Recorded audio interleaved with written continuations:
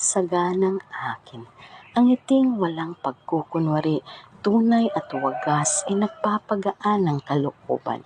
Gaano man kabigat ang damdamin, gaano man kagulo ang isipan, ang ngiti ay pumapawi sa ating alinlangan.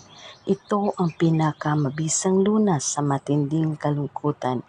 Ito ang pinakamabisang balat kayo ng tunay na nararamdaman.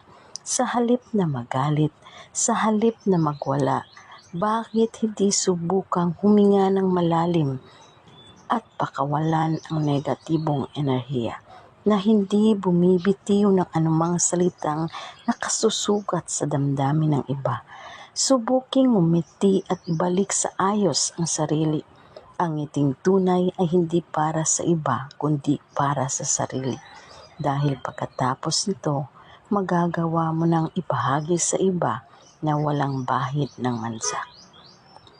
Yan ang ngiti, pampalakas loob, pamawi ng galit at lungkot, pangalis ng alinlangan at pamuno ng pagmamahal.